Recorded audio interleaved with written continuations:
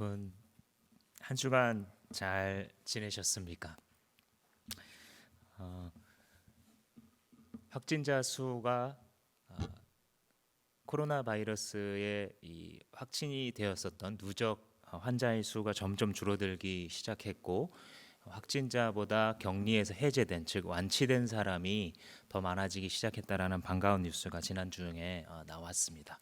그러면서도 동시에 해외에서 들어오는 사람들로 인한 감염자도 또 늘어가고 있어서 아직은 이 경계를 늦출 때가 아닌 것도 또한 사실입니다.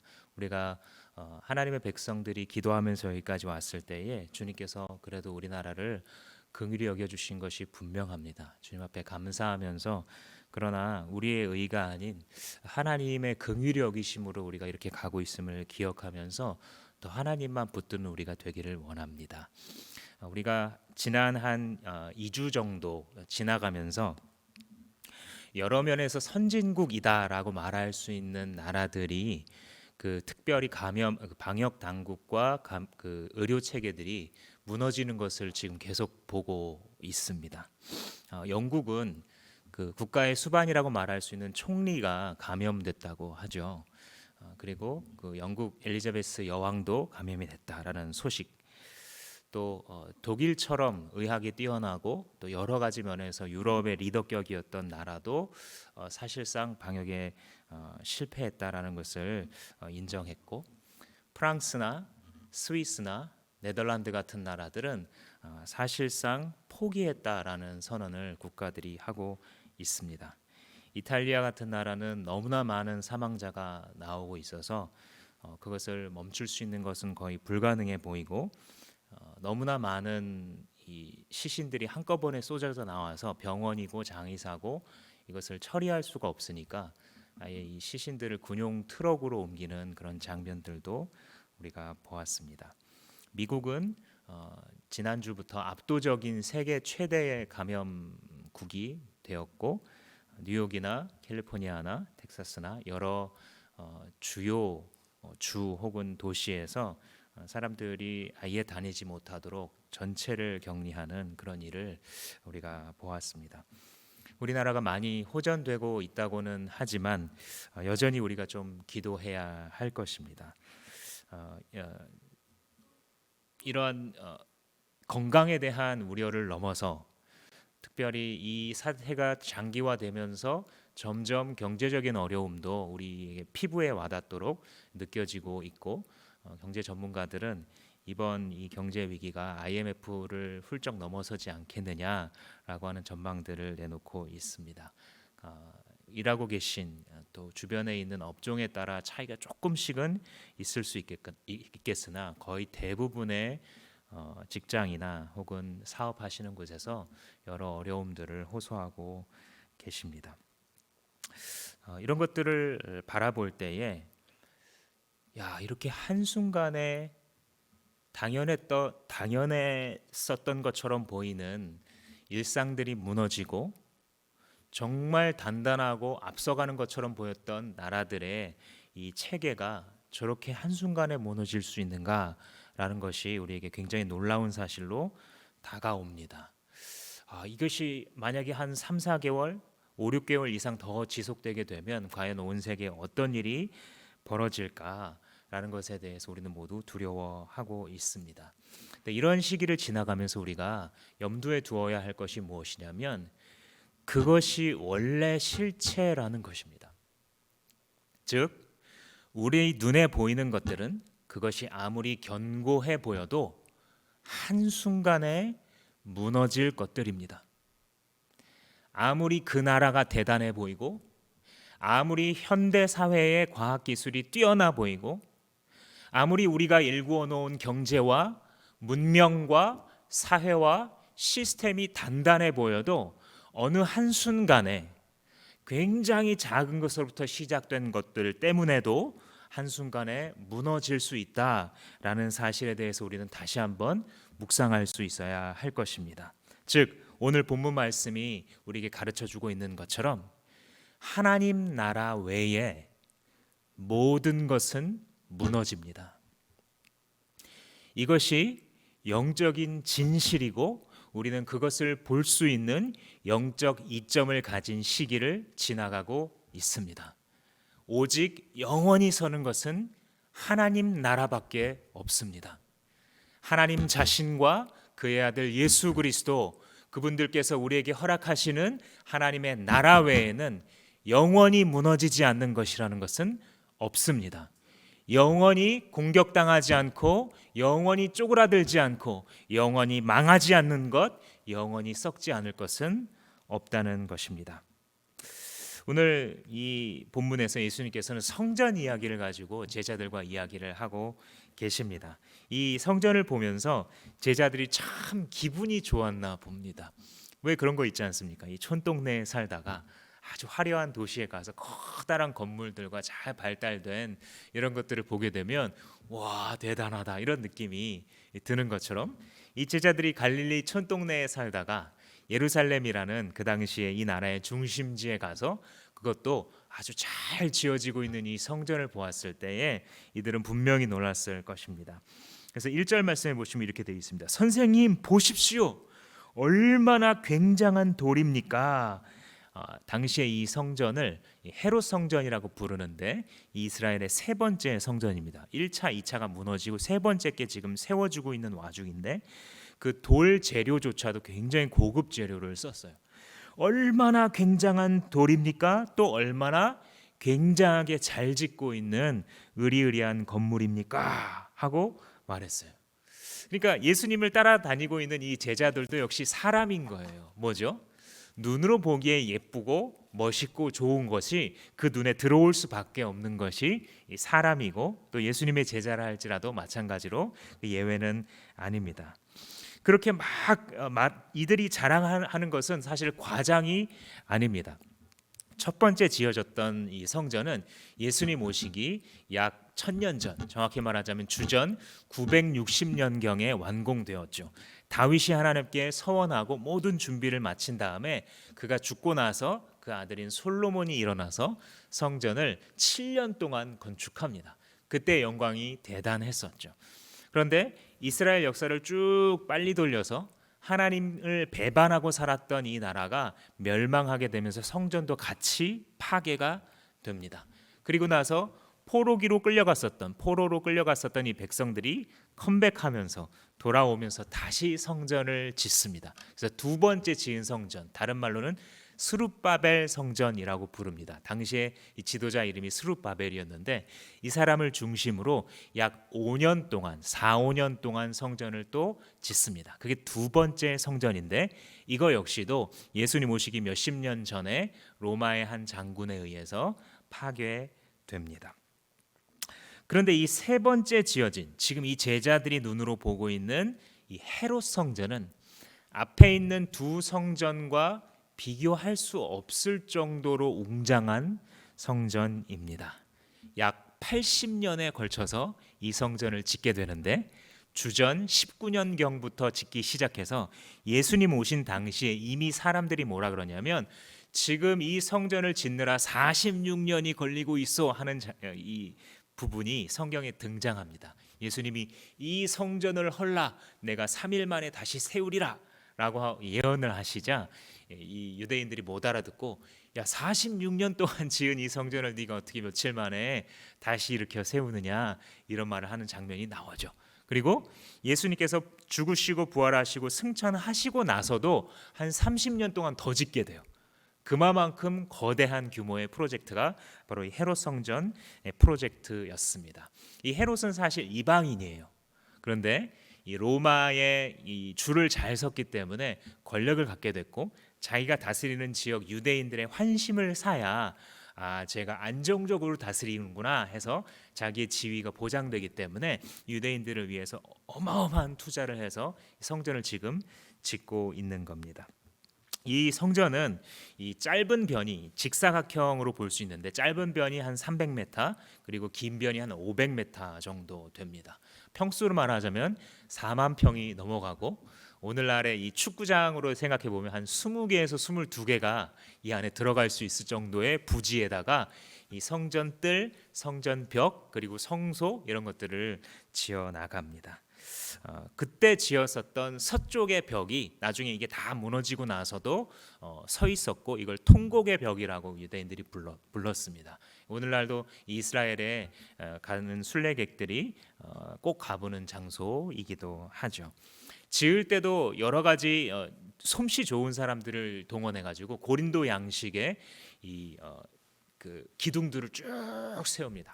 아주 멋있는 이 대리석을 가지고 지어놓고 또 하얀 돌로 대부분을 꾸밉니다. 그래서 멀리서 보면 이 예루살렘 시 자체가 이 종교 중심지이자 수도의 역할을 하고 있는데 예루살렘 시 전체의 한 6분의 1을 차지해요.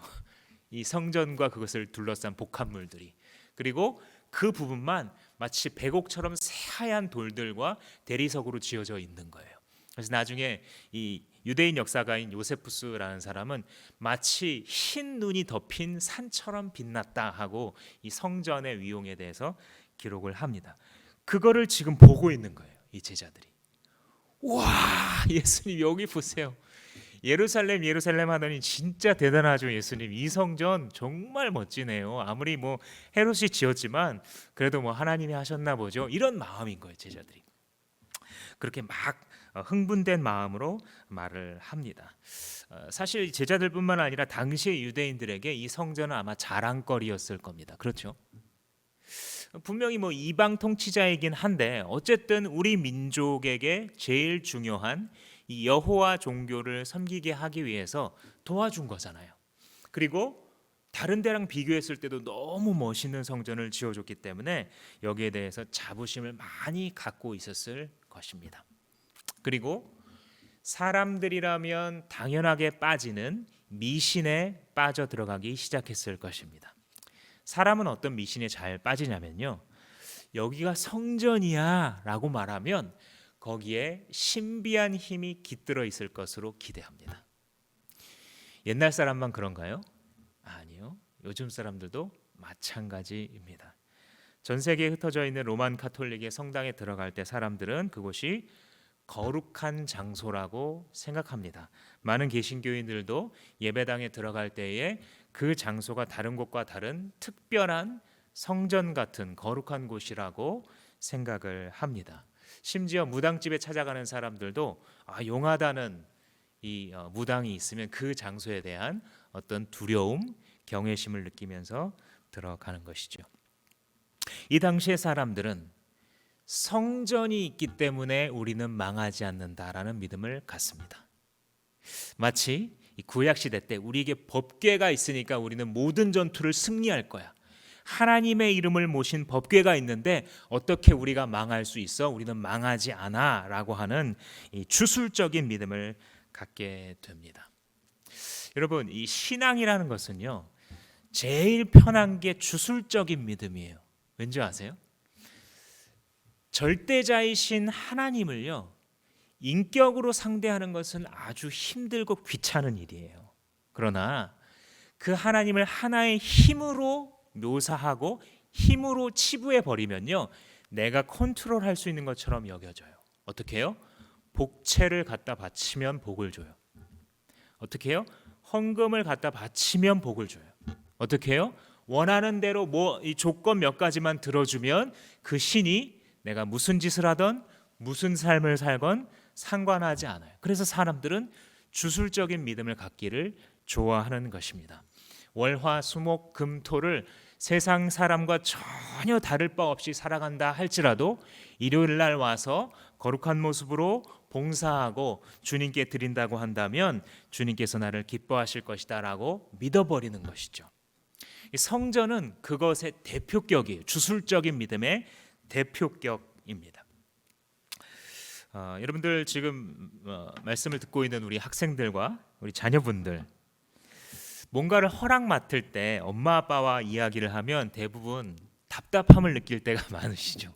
엄마 아빠가 고마운 존재이기도 하지만 엄마 아빠는 내가 하는 말을 그냥 다 예스하는 법이 거의 없죠. 왜 하려고 하느냐, 왜 사려고 하느냐, 거기는 또 왜 가느냐, 다 물어보고 챙겨봅니다. 왜요? 내 입장에서 보면 굉장히 귀찮지만 부모님의 입장에서 보면 너한테 좋은 게 뭐냐를 생각하는 존재가 부모인 거예요. 그래서 부모와 자식 간의 관계는 굉장히 어려운 거예요. 왜요? 이게 인격 관계이기 때문에. 그래서 이걸 오해하게 되면 탁 차단을 하고 싶습니다. 엄마 아빠는 내 세계를 이해할 수 없어. 또 반대의 경우도입니다. 애들은 이해할 수 없어. 이렇게 우리가 이 차단해 버리기 쉬운데, 그것은 인격의 관계라는 건 원래 어려운 거예요. 하나님과의 관계를 할 때도요, 하나님의 살아계신 그 실체를 감당하고 싶어 하는 죄인은 별로 없어요. 주님의 은혜를 받아서 인격이신 하나님을 만나고 믿어간다라고 한다면 그 안에 얼마나 놀라운 비밀이 숨겨져 있는지 알게 됩니다. 그렇지만 그것을 알기 전까지는 우리는 하나님을 하나의 주술적인 힘으로, 성전에 가서 요것만 만족시키면 나에게 복을 줄 수 있는 존재, 그리고 내가 일주일 동안 살아갈 때는 나를 별로 타치하지 않는 존재, 내가 어떻게 살건 뭘 보건 어디에 가건 내 돈을 어떻게 쓰건 내 시간을 어떻게 쓰건 별로 상관하지 않는 존재, 내가 필요할 때 용돈이나 주어주기를 바라는 그런 부모의 상을 만들어가는 철없는 자식처럼 우리는 그렇게 하나님을 믿고 싶어 합니다. 이들은 마치 철없는 자식처럼 성전이 있으니까 우리는 괜찮아 라고 생각을 합니다. 예수님은 뭐라고 대답하십니까?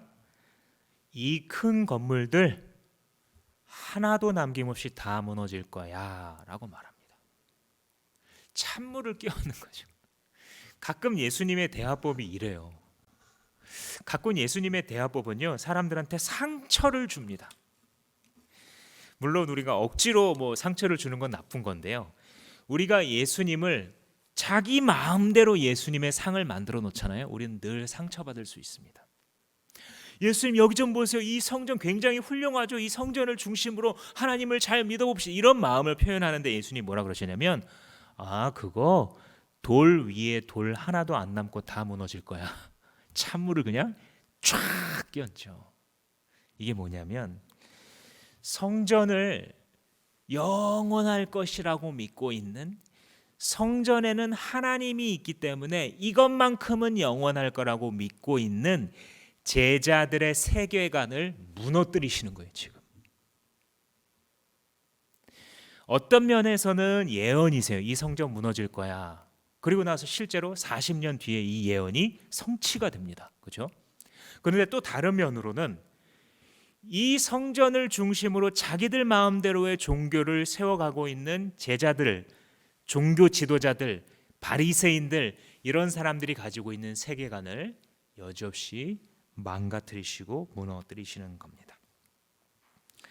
사실 예수님께서 이 말씀을 하셨을 때 사람들은 예수님 무슨 말도 안 되는 소리를 하시나, 이거 지금 로마 황제한테 허락받고 이렇게 대단한 로마 제국이 영원할 거, 누가 더 이상 이제 손댈 수 없는 이 로마 제국이 승인한 이 성전, 그것도 대리석으로 지금 50년 가까이 지어놓은, 이렇게 심혈을 기울인 것을 누가 그렇게 돌 하나도 남기지 않고 무너뜨릴 수 있겠어요? 이렇게 대단한데요, 이렇게 단단한데요 라고 믿었겠지만, 이 예언은 로마의 티투스 장군에 의해서 문자적으로 실현됩니다.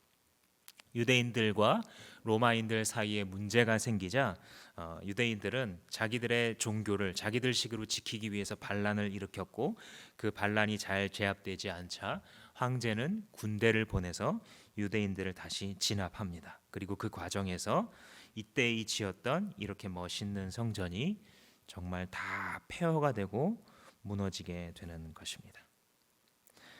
사람들이 가장 많이 믿는 것, 가장 많이 기대는 것, 그것을 주님은 무너뜨리기 원한다는 사실을 아십니까?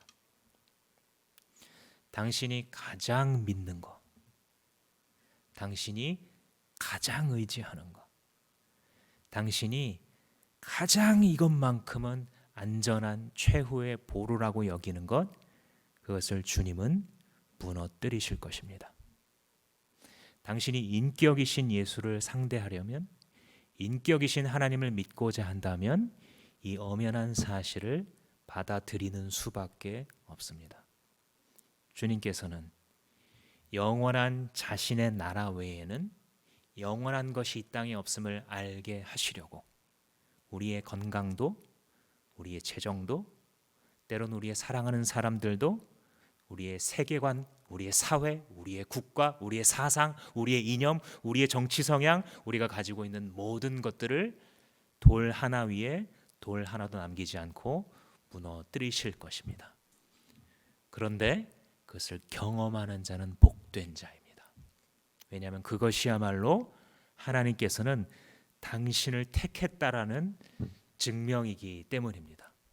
자기의 사랑하는 자녀가 의지하지 말아야 될 것들을 의지하면서 살아갈 때에 아니야 얘야 그거 다 무너질 거야 라고 가르치시기 때문입니다.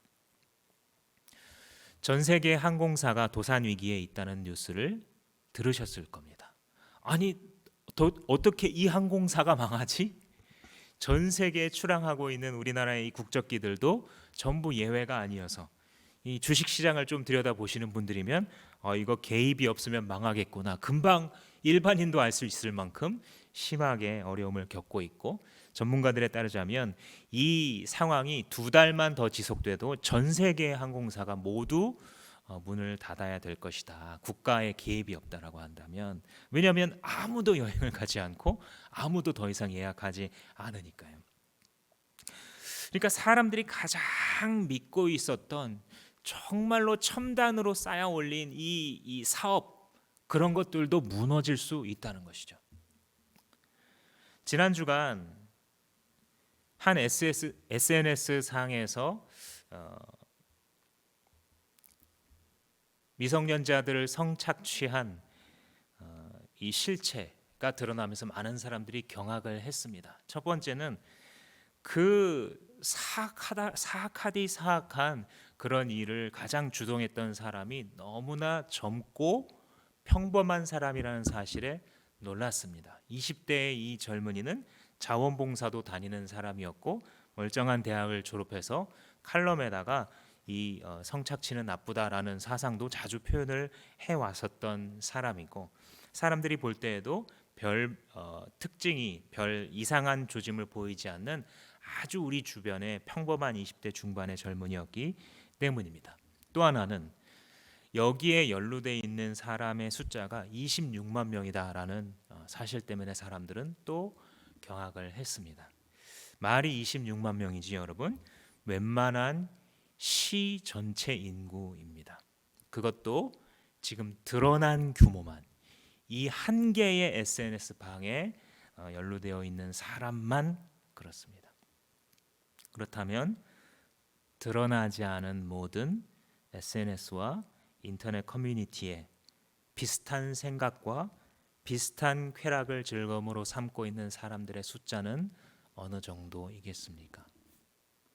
전 세계를 아울러서 생각해 봤을 때는 그 규모가, 그 사악함의 정도가 아직 드러나지 않는 우리의 구역질을 끄집어 올릴 수밖에 없는 사람들이 행하고 있는 일이 어느 정도이겠습니까? 사람들은 사람을 믿고 싶어하고 사람이 이룩하고 쌓아 올리고 있는 문명을 의지하고 싶어합니다. 이제 인류는 현대 사회에 온 이 우주 행성에다가 우리의 우주선을 쏘아 보낼 수 있고, 과학기술로 우리의 의학으로 못할 것이 없어. 이제는 우리는 종교 같은 것은 졸업이야. 원시시대 때 자연을 정복하지 못해서 사람들이 만들어냈고 신이라는 존재로 인격화해서 의지하고 심약한 사람들이 의지했던 그 종교를 졸업하는 그 세대의 신인류들이야 라고 사람들은 말하고 있으나, 자기들 안에 있는 이 사악함의 존재조차 극복하지 못하는 모습을 보여줍니다. 사실 이런 일은 인류사의 중요한 순간마다 계속 반복되어 온 역사의 교훈입니다. 여러분 19세기, 20세기를 지나가면서 과학기술이 발달하기 시작하고 이 정반합에 의한 그리고 데이터에 의존한 다른 어떤 사상이나 이런 것들이 들어올 틈이 없도록 잘 마련을 해서 오직 수치와 데이터와 과학 법칙으로만 해서 사람들이 이 정보와 지식을 쌓아 올렸고 사람들은 이제 과학을 아주 신봉하게 되었기 때문에 이 과학이 100년만 더 발전하면 이 사회는 유토피아가 될 거다. 아픈 사람도 없고 사람들의 이 계몽, 그죠? 사상이 다 깨어나면서 악한 것을 다 분별할 줄 알고 온 사회가 함께 지구촌이 서로 협력해서 이곳을 살기 좋은 낙원으로 만들 거야라고 기대했죠.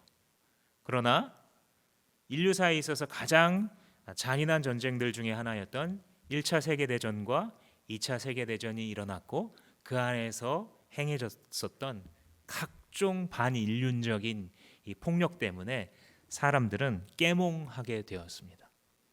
아무리 과학기술이 발전해도 인간에게 답이 없구나. 아무리 합리성을 따라서 우리의 기술과 지식과 의학을 진보시켜도 우리 안에 있던 이 괴물과 같은 마음들과 속성, 사람들 안에 있는 그 바보 같은 어리석음과 그 무서운 이 광견병 걸린 개보다도 더 무서운 사람들의 이 광기를 제어할 수 있는 방법은 없겠구나. 그래서 우리가 잘 아는 바와 같이 사람들은 현대주의를 포기하고 포스트모더니즘으로 철학과 음악과 미술과 학문들이 다 넘어가게 되는 것이죠. 합리성이 답이 아니네. 합리성을 따라 과학과 객관적인 데이터를 가지고 쌓아올린 지식만 있으면 인류는 온 세계는 행복해질 거야라고 굳건히 믿었는데 그것도 넘어지게 되는 것이죠. 인류는 반복해서 무엇을 경험하고 있는 것이냐면 이것만큼은 믿을 만해. 다른 건 못 믿어도 이것만큼은 우리가 의지하고 의존할 만해 라고 했었던 것들이 계속해서 무너지는 것을 경험하는 것이 바로 인류의 역사입니다. 당시의 사람들, 이 본문 속의 사람들에게 있어서는 성전이 무너진다는 것은 상상할 수 없는 거예요. 왜냐하면 하나님께서 여기 함께 하신다는 것의 상징인데 하나님이 계신 건 분명한데 어떻게 성전이 무너지나? 그러나 예수님은 분명히 말씀하십니다. 너희들이 의존하는 것 그게 뭐가 됐든 간에 다 무너질 것이다. 옛 질서가 사람들이 다 신봉했던 옛 세계는 다 무너질 거야. 왜냐하면 새 질서가 임할 것이기 때문에 하나님의 나라가 서야 되기 때문에 사람들을 온전하게 구원할 수 있는 그들을 창조한 목적대로 그들이 성취되어 살아가게 할 수 있는 하나님의 나라, 하나님의 질서, 새로운 생명의 세계가 도래해야 되기 때문에 이 옛 질서 속에서 사람들이 믿고 의존했던 것들은 다 무너질 것이다 라고 주님께서 지금 선언하고 계신 것입니다. 이렇게 예수님께서 말씀하시자 이 제자들은 성전이 무너진다? 믿을 수는 없는데 예수님이 이렇게 말씀하시니까 이거는 세상에 종말이 온다는 뜻인가 보다 이렇게 바로 알아듣습니다. 예수님께서 지금 이 제자들에게 설명을 해주죠. 3절 말씀해 보시면 베드로와 야고보와 요한과 안드레가 따로 예수님께 물어봤죠. 예수님 언제 이런 일이 있겠습니까? 이게 도대체 무슨 일입니까? 라고 물어보시죠. 세상이 끝나는 줄로 알고 예수님이 여기다 대답을 두 가지로 주십니다. 뭐냐면 얘들아 이게 세상이 지금 끝난다는 세상이 이제 끝났다는 징조는 아니야. 그렇지만 너희들은 마지막 때를 준비하면서 살아야 돼. 이 두 가지 메시지를 주십니다. 그리고 나서 예수님이 쭉 예언하는 것이 무엇이냐면 나를 사칭하는 자들이 많이 나타날 거야. 전쟁이 점점 많아질 거야. 기근과 재난을 너희가 통제할 수 없게 될 거야. 그리고 마지막에는 너희들이 심한 핍박을 받게 되고 그리고 복음이 끝까지 전파되고 내가 마지막에 올 거야. 이런 말씀을 쭉 13장에서 이어가십니다. 근데 그 속에 예수님의 초점이 지금 두 가지가 있는 것을 알 수 있어요. 하나는 가까운 미래예요. 가까운 미래에 성전이 아까 무너진다 그랬잖아요. 40년 만에 성취가 되죠. 가까운 미래에 있을 일들에 대한 예수님의 예언과 먼 미래, 즉 하나님의 나라가 완성되는 그 미래에 대한 두 가지의 초점을 동시에 갖고 있어요. 마치 우리 안경 중에서 다중 초점 렌즈가 있잖아요. 가까운 것도 보게 하고 먼 것도 보게 하는 그것처럼 예수님의 이 예언이 지금 두 가지의 초점을 갖고 있습니다. 이걸 이해하지 못하면 이 13장 전체를 좀 오해하게 됩니다. 예수님께서는 첫 마디가 제자들이 도대체 무슨 징조가 있겠습니까? 라고 묻자 첫 마디가 5절 말씀에 뭐였죠? 누구에게도 속지 말아라 이 말을 하십니다. 너희들 종말을 생각할 때에 마지막을 생각할 때에 너희들을 속여 먹으려는 자들이 많을 거야. 그러니까 조심해. 속지 마. 이걸 처음으로 얘기를 하시죠. 여러분 우리나라가 이 자칭 예수가 몇 명이나 될 것 같습니까? 사람들의 주장이 만약에 다 사실이라면 대한민국에 하나님이 약 20분 정도 계시대요. 자칭 하나님이에요. 자기가 천지를 창조하고 아무튼 뭐 마음대로 다스리시는 분이 대한민국에 20명 정도 있다고 하고요. 자칭 재림 예수 다시 오신다라고 약속하셨는데 이미 왔대요. 대한민국에 자칭 예수는 한 50분쯤 계신다고 합니다. 그리고 자칭 보혜사 성령님 지금 이제 사회적으로 물의를 일으키고 있는 신천지 집단과 또 지난주에 집단 감염을 일으켰던 만민중앙교회나 이런 여러 집단들 안성홍 중인 이런 데서 자기 스스로를 보혜사 성령이라고 지칭하죠. 그러니까 자칭 하나님, 자칭 재림 예수, 자칭 성령인 사람들이 이 대한민국 땅에만 100명에 육박하는 이 웃지 못할 현실입니다. 무엇이죠? 예수님 말씀 그대로죠. 하나님 나라의 마지막을 향해 갈수록 이런 사람들은 더 많이 나타나고요. 더 흥미로운 점은, 더 무서운 점은 무엇이냐면 여기에 넘어가는 사람들이 더 많아지는 거예요. 사람들의 지식이 발전하면 이런 데 좀 안 넘어갈 것 같잖아요. 사람들이 이런 바보 같고 우스꽝스러운 데에 넘어갈 리 없을 것 같잖아요. 어떻게 저 사람이 하나님이야? 근데 사람이라는 것은 참 약해서요. 주변 사람들의 영향을 같이 받습니다.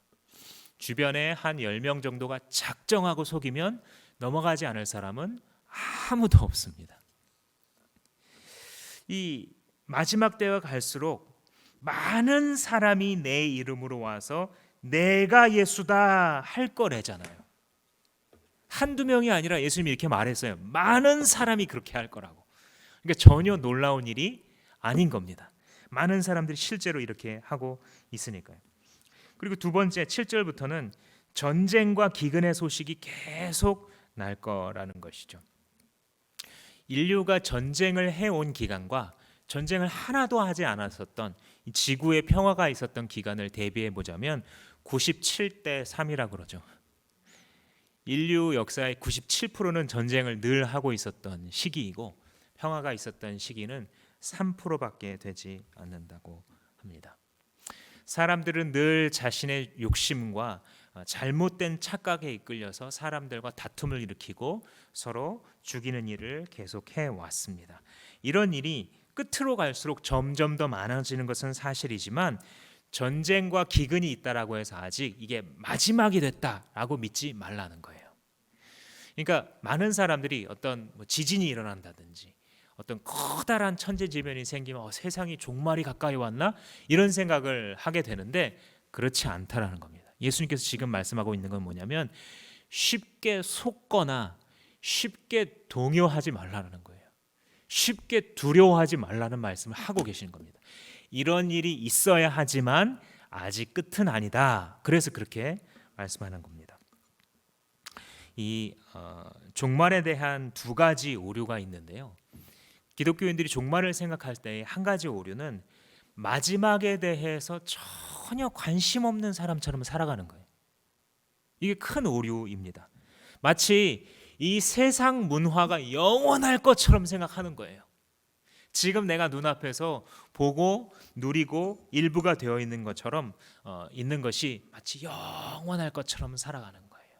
그러나 여러분, 한 세대 전의 음악이 지금 이곳에 있습니까? 한 세대 전에 유행했던 것들이 우리 눈앞에 있습니까? 복고라는 이름으로, 레트로라는 이름으로 일부가 돌아오지만 대부분은 우리의 기억 속에서 그냥 사라져 지나가 버립니다.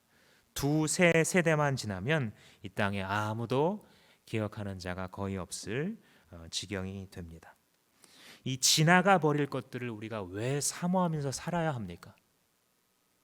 주님께서는 우리에게 영원을 사모하는 마음을 우리의 영혼 가운데 두셨다라고 말씀하십니다. 우리는 영원한 것들을 사모하면서 살아가야 합니다. 주님께서 지금 우리를 도전하셔서 얘들아 무너질 것 말고 영원할 것을 사모하렴 말씀하고 계신 것입니다. 또 한 가지 오류는 종말에 대해서 생각할 때에 이 마지막에 대해서 마지막이 언제일까 여기에만 너무 집중하는 거예요. 예수님이 일부러 나도 몰라 아마도 과장법이라고 여겨지는 것 같은데 나도 끝은 몰라. 그러니까 그때 관심을 두지 말고 지금 오늘을 살아갈 때 하나님 앞에서 살아가. 이 말씀을 예수님 계속 가르치세요. 주님은 왜 마지막 때가 언제인지 정확히 안 가르쳐 주실까? 가르쳐 주시면 어떻게 될 것 같습니까? 여러분, 마지막 벼락치기 하는 학생과 똑같은 모습으로 살아갈 것입니다. 주님이 2022년 12월 1일 날 오신다 미리 알려주신다면 그 전까지의 삶은 개차반같이 살아가고 하나님이 없는 백성처럼 이 세상에서 누릴 것 다 누리려고 그렇게 아둥바둥하면서 살아가다가 마지막 1, 2주만 남겨놓고 사람들이 교회에 미어 터지게 되겠죠. 주님께서는 종말에 대해서 지나친 관심을 둠으로써 종말의 때에 대해서 지나친 관심을 둠으로써 거기에 이용당하거나 매몰되는 것을 원하지 않습니다. 신천지 같은 집단이 14만 4천이 모아져야 된다. 성경에 14만 4천이 있으니까 상징적인 숫자인 것을 모르고 오해해가지고 그러니까 우리 14만 4천 안에 들려면 너 빨리 들어와야 될걸? 하고 사람들의 이 두려움을 이용해서 사람들을 속이죠. 또 그 사람들에게 막 전도해야 된다. 이 신천지 집단으로 사람들을 데려와야 된다. 그리고 포섭 못하는 사람은 벌금 내. 이게 그들의 전도의 비결 중에 하나라고 하죠. 그래서 전도를 못한 사람은 벌금을 110만 원씩 내게 했다고 하죠. 이렇게 종말에 대해서 전혀 관심을 두지 않고 살아가는 것도 예수의 제자의 모습이 아니고 종말의 때에 대해서만 궁금해하면서 오늘을 살아가지 않는 것도 예수의 제자의 모습이 아닙니다. 예수님께서 원하시는 모습은 무엇이냐면 깨어 있는 거예요. 이런 여러 가지 징조들이 반복하면서 나타날 때마다 그렇구나, 무너질 것들이구나, 그렇구나, 무너질 것들에 내가 지금 너무 마음을 많이 옮겨놨구나. 내가 살아가면서 이런 것들을 안 볼 수는 없지만 이게 내 직업이라서 이거를 연관이 안 될 수는 없지만 그러나 내가 여기다가 내 마음 중심을 너무 많이 두고 있구나. 그래서 내 마음이 이렇게 힘든 거구나. 주님은 지금 이것들이 다 무너져 버릴 것이라는 것을 나에게 가르치고 계시는구나 깨닫는다면 그 사람이 예수의 제자인 것입니다. 마치 이 성전의 위용이 겉으로 보기엔 너무나도 멋있어 보이고 아름다워 보이는 이것이 우리를 속이는 것처럼 영원할 것처럼 오늘 이 현대 사회에서 우리에게 제공하는 세상의 것들도 우리를 속이려고 우리에게 달라들고 있습니다. 마지막 한 가지 나누기 원하는 것은 진짜 징조입니다.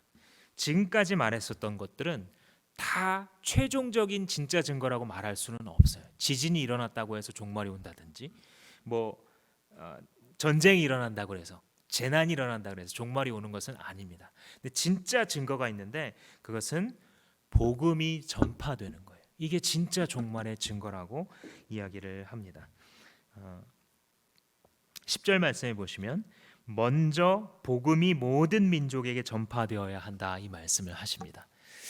너희들 종말에 대해서 관심을 많이 갖고 있지만 세상 마지막 때에 정말 확실한 증거의 하나는 무엇이냐면 내가 지금 너희들한테 가리키고 있는 이 복음이 모든 민족에게 전달되는 거야 라고 예수님께서 가르치십니다.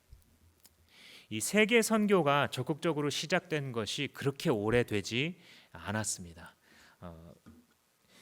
몇 세기밖에 되지 않았는데 그 전에는 사람들이 전능하신 하나님이 알아서 다 복음을 전하실 거야 이렇게만 생각하고 자기들의 영적 숙제를 게을리 했습니다. 그런데 이 윌리엄 캐리라는 이 선교사 이후로 하나님을 위해서 위대한 일을 계획하고 하나님을 위해서 하나님께서 하시는 그 선교에 적극적으로 동참할 것을 도전했고 많은 사람들이 이 하나님의 도전에 응답하였습니다. 1989년에 로잔 마닐라 대회에서 미전도 종족이라는 개념에 대해서 적극적으로 이야기를 하기 시작합니다. 이게 뭐냐면 전 세계 국가의 숫자가 있지만 한 국가 안에도 이 민족이 여러 민족이 있는 나라들이 있지 않습니까? 그 종족들을 다 하나의 숫자로 잡았을 때 한 번도 복음을 들어본 적이 없는 단 한 개의 교회도 없고 단 한 개의 사역자도 없는 그 종족들을 미접촉 종족 혹은 미전도 종족이라고 불렀습니다. 그런데 그때부터 이 이야기를 막 토론하기 시작해서 2000년도에 이르면 2000년대에 이 암스테르담 대회에서 미전도 종족의 숫자를 약 3,000여 종족이라고 이야기를 했습니다. 3,000개의 미전도 종족이 남아 있어서 이들을 전도하면 하나님께서 하나님의 나라를 완성해 가실지 모른다 이런 얘기를 했었는데 2019년 작년의 통계에 의하자면 이게 수백 명대로 내려왔어요. 선교 단체마다 조금씩 차이는 있지만 어떤 단체는 260종족 남았다. 어떤 단체는 500종족 남았다. 이렇게 이야기를 하고 있습니다. 몇천 명이었다가 수백 곳만 남았다라는 것입니다. 물론 예수님께서 모든 족속에게 복음이 전파되면 그제야 끝이 오리라라고 하셨던 그 말씀이 각 민족에게 몇 퍼센트나 복음화가 이루어져야 끝이 온다라고 하신 말씀인지 우리가 알 길은 없습니다. 그러나 분명한 것은 무엇이냐면 이게 예수님의 초점이고 관심사입니다. 모든 민족에게 복음이 전달되는 것. 우리가 하는 모든 일, 모든 활동, 모든 사역의 열매로서 모든 족속에게 복음이 들어가게 되는 것. 사람들이 아무리 거룩하게 여기는 이 성전도 예수님의 포커스가 아니에요. 사람들이 이게 가장 중요하고 가장 거룩한 핵심이라고 생각하고 있는데도 예수님의 관심사는 그게 아닙니다. 제자들은 예수님 그런 세상 망하는 일이 언제입니까? 세상 망하는 징조도 예수님의 포커스가 아닙니다. 진짜 포커스는 무엇이냐면 복음이 전파되느냐 마느냐. 이게 예수님의 관심사입니다. 나는 내가 너희들한테 전해준 이 복음이 너희들의 손을 통해서 어떻게 아직 전해지지 않은 자들에게 전해지는지에 관심이 있어. 이게 나의 진짜 관심사야 라고 예수님께서 말씀하고 계신 것입니다. 8절 말씀해 보시면 이런 말을 하죠. 민족과 민족이 맞서 일어나고 나라가 나라를 맞서 일어나고 지진이 곳곳에서 일어나고 기근이 들 것이다. 이런 일들이 진통의 시작이다. 이렇게 말을 하죠. 여기서 진통이라는 것은 다른 게 아니라 산통입니다. 그러니까 엄마가 아기를 낳을 때 해산의 수고와 고통을 갖잖아요. 근데 그 표현을 여기서 예수님께서 쓰셨어요. 그러니까 이런 우리가 세상이 끝이 올 것 같은 여러 가지 어려움들, 재난과 사건과 사고들이 막 일어나고 있는데 이것은 끝이라는 뜻이 아니라 시작이라는 뜻이라고. 근데 무엇의 시작이요? 무엇이 태어나려고 하는 진통이요? 바로 하나님 나라가 태어나려고 하는 진통이라는 것입니다. 예수님께서 무너뜨리시고 옛 질서와 성전을 무너뜨리시고 하나님 나라를 영원히 완성시키게 하려는 그것이 그 영원한 실체가 태어나려고 하는 징조라는 뜻입니다. 성전으로 대표됐던 이 옛 시대가 지나가고 예수 그리스도의 복음으로 대표되는 하나님의 나라가 우리에게 영원히 임하게 될 것입니다. 사랑하는 성도 여러분, 이것이 예수님의 관심사인 것을 믿으십니까? 여러분 이 예수님의 관심사를 얼만큼 갖고 계십니까? 이 세상의 사람들이 관심사로 삼고 있는 것에 나도 매몰되어 있습니까? 아니면 주님 나의 주임이시오니, 나의 주인이시오니 당신의 관심을 나도 내 관심으로 갖겠습니다 라고 말하고 계십니까? 많은 사람이 이 9절부터 끝까지 쭉 이야기하기를 많은 사람이 예수님 때문에 핍박을 받게 될 것이다. 많은 사람이 복음 때문에 핍박을 받게 될 것이다. 세상이 종말을 향해 갈수록, 끝을 향해 갈수록, 하나님 나라가 해산의 수고를 하며 완성되어 갈수록 너희들은 점점 더 주변 사람들에게 어려움과 핍박과 욕을 먹게 될 거야 라고 예수님께서 가르쳐주고 계신 것입니다. 여러분, 교회는요 세상에 욕먹지 않기 위해서 존재하는 것이 아닙니다.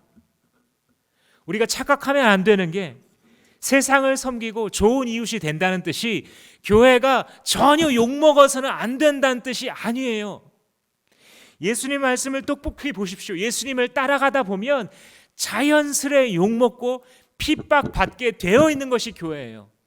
물론 세상 사람들도 비웃을 만한 부정적인 일들 때문에 욕먹어서는 안 되겠죠. 그러나 우리가 주님 앞에서 살아가고 주님의 관심사를 공유하기 시작할 때 우리는 반드시 무엇을 먹게 되냐면 욕을 먹고 핍박을 받게 됩니다. 예수쟁이들은 왜 저래? 라는 말을 두려워하지 마십시오.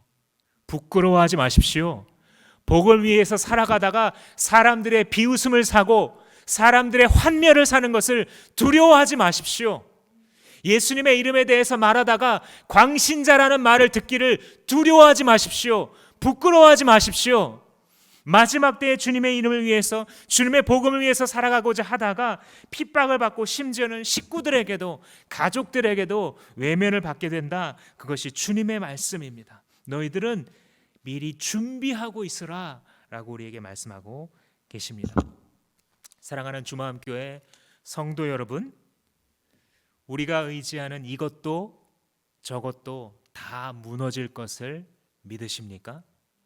내가 지금 생각하기에 영원히 견고할 것처럼 보이는 그 모든 것들, 성전도 무너지는데 하물며 그것들을 안 무너뜨리시겠습니까?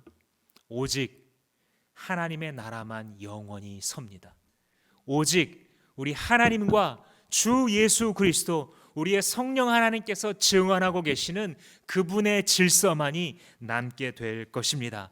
오직 복음을 전파하는 것만이 하나님의 나라를 세우게 될 것입니다. 오직 비난과 핍박을 각오한 예수의 제자들만이 이 하나님 나라를 완성시키는 일에 쓰임받게 될 것입니다. 이것이 우리 주 예수 그리스도의 유일한 관심사입니다. 이것이 자기의 제자들에게 심어주시기 원하시는 유일한 초점입니다. 여러분, 마지막 때가 다가올수록 재난이 있고 수많은 병자들이 생겨나고 경제가 요동치고 가정이 흔들리고 수많은 사람들이 믿음을 떠나고 마지막 때에 변질된 모습을 보여준다 할 때에 우리들은 주 예수의 관심사로 돌아가야 할 것입니다. 주님, 정말 다 무너지는군요. 정말 사람 믿을 수 없군요. 정말 이 사회에 견고해 보이는 것들, 내 인생의 마지막 최후의 보루라고 생각했던 것들도 다 무너지는군요. 주님, 아멘입니다.